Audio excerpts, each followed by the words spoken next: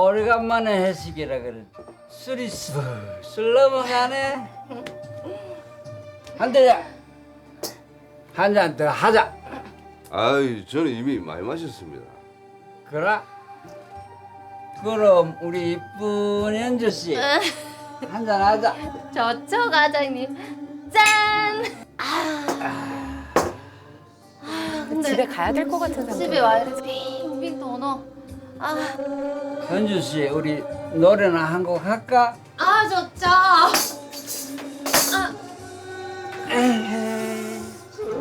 아이, 현주 씨 술 많이 취했네. 앉아 좀 쉬어요.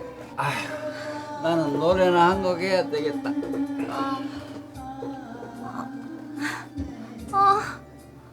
우리 한 대리님이네. 예, 한들이 맞습니다. 아이, 술 많이 마신 것 같은데 괜찮아요? 괜찮아요. 이제 밖에 나가가지고 바람 좀 쐴래요? 좋아요. 가요. 아유.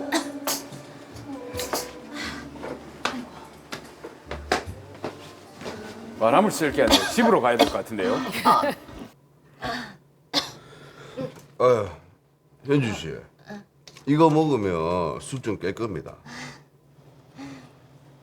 대리님은 참 다정하시네요. 아이, 술 덜 취한 사람이 챙기는 거죠.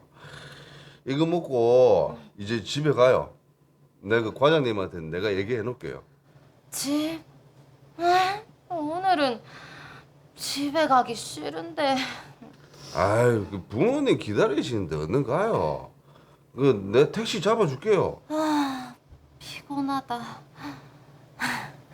대리님, 저 좀 눕고 싶은데. 집에 가서 누우세요. 아 참나. 아니, 현주 씨, 자는 거예요 지금? 어이, 어쩌더노?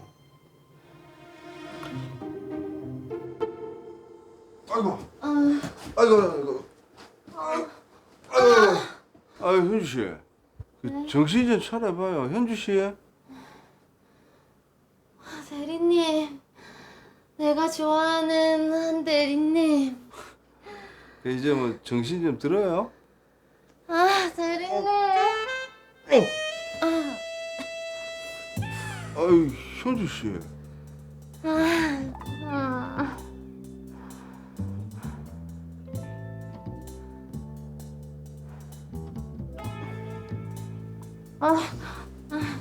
근데 예?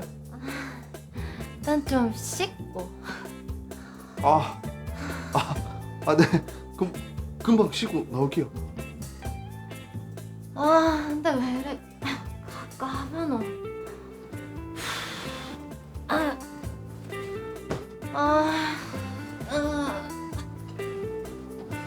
아유, 현주 씨.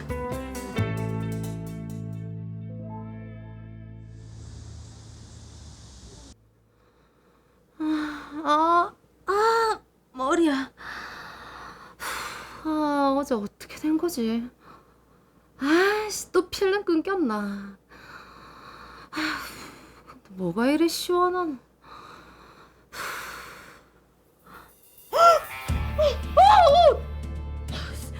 아니 어떻게 된 거지? 대리님!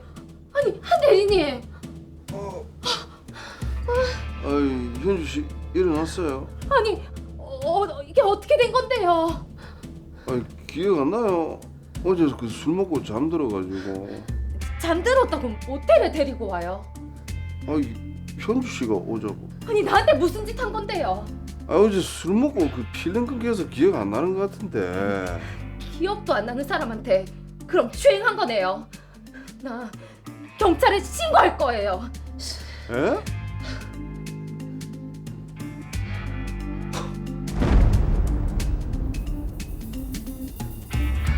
아유, 참 술이 문제입니다. 술에 취해서 일어나서는 안 될 일이 벌어지고 말았네요. 그렇습니다. 또 한편으로 생각해 보면 한준호 씨 입장에서는 약간 좀 억울할 수도 있겠다라는 생각이 드는데요. 일단 사건 정리부터 먼저 해 보도록 하겠습니다. 김현주 씨와 한준호 씨는 직장 동료 사이로 평소에는 큰 친분이 없었습니다. 그러다 팀 회식을 하는 날 김현주 씨가 과음을 해서 많이 취하게 됐고 한준호 씨는 그런 현주 씨를 챙겨주었죠. 밖에서 함께 바람을 쐬던 중 김현주 씨는 집에 가기 싫다고 계속 얘기를 하다 잠이 들었습니다. 이를 남녀 사이의 신호라고 여긴 한준호 씨는 김현주 씨를 모텔로 데려갔는데요. 다음 날 아침 김현주 씨가 잠에서 깨어나자 자신이 치마 외에 다른 옷이 모두 탈이 된 상태임을 알게 됐고 한준호 씨가 자신을 추행했다며 경찰에 신고한 상황입니다. 네, 기억도 나지 않는데 일어나 보니 옷이 벗겨져 있고 김현주 씨 입장에서는 이거는 추행이다 이렇게 주장을 해볼 수 있을 것 같은데 그렇죠. 자, 박진수 변호사님 보시기에는 어떻습니까?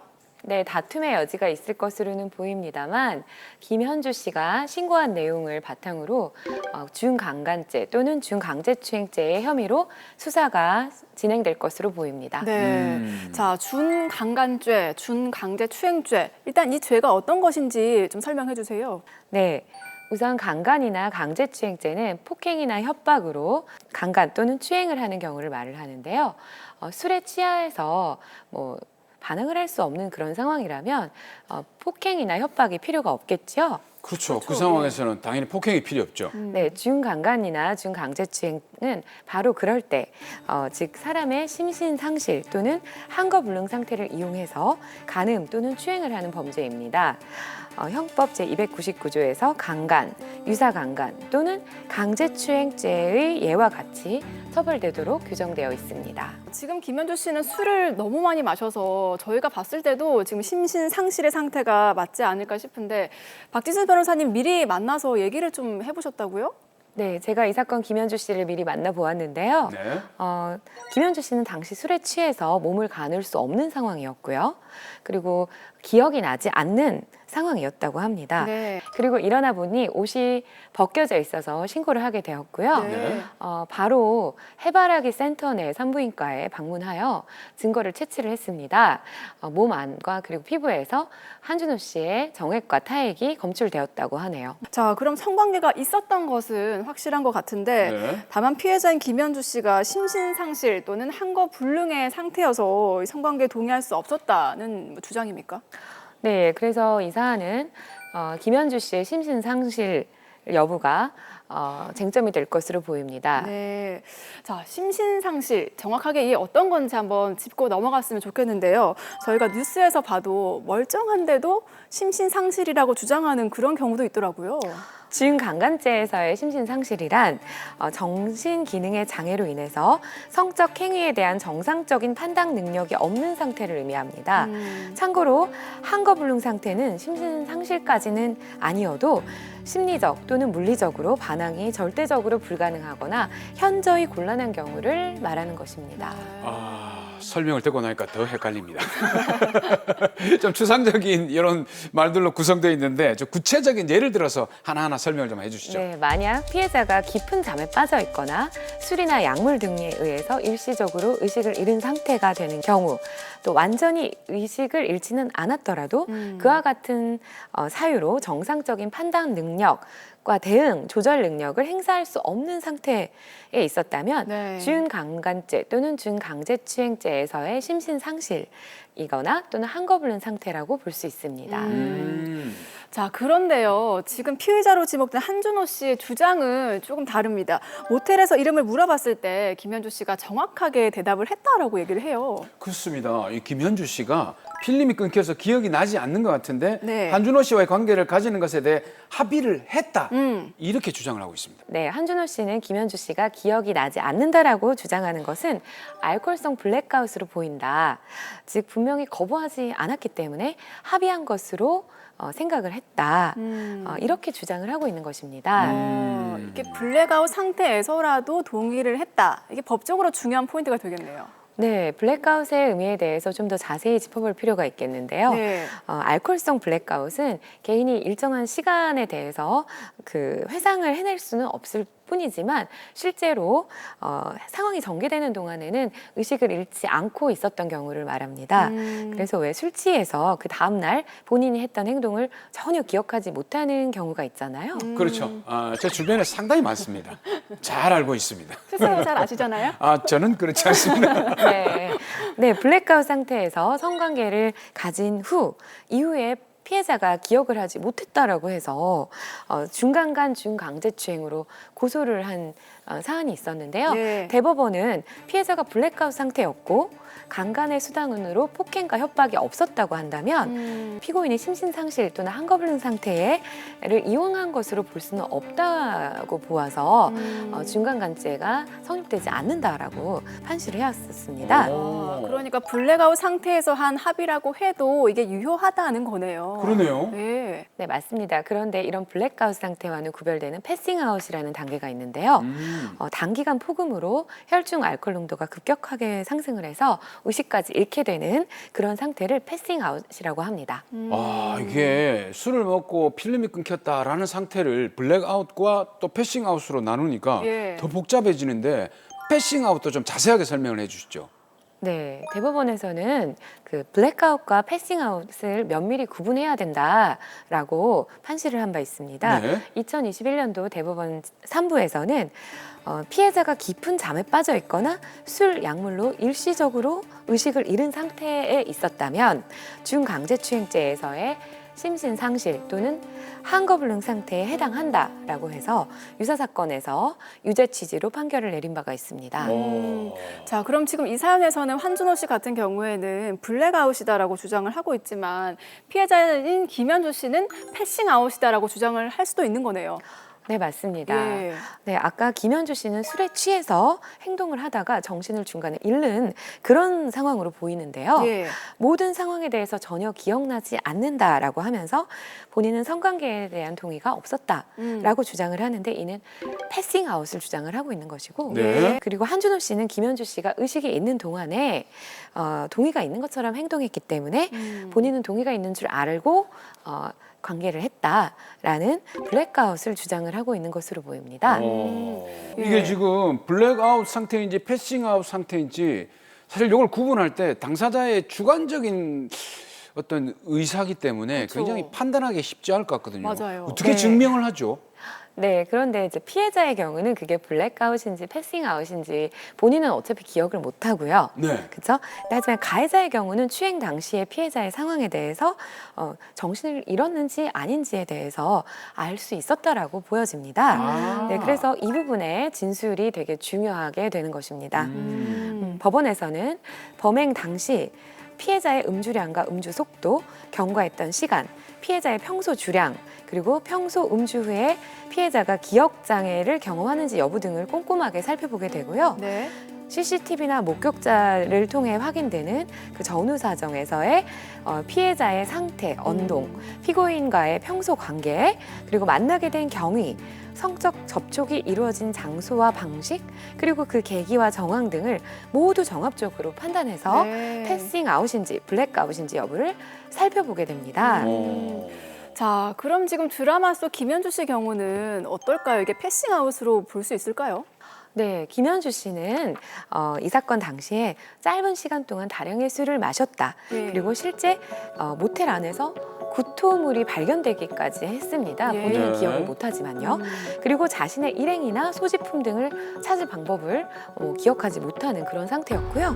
사건 당일에 피고인과 함께 그 모텔에 방문했다가 잠이 들었던 거 정도는 기억을 하고 있었습니다. 네. 그리고 경찰 신고 이후에 판단 능력이나 신체적 대응 능력이 좀 떨어지는 상태였기 때문에 경찰이 실제로 올 때까지 침대에서 일어나지 못하고 있다가 경찰이 왔을 때에야 겨우 몸을 일으키는 그런 상황이었다고 합니다.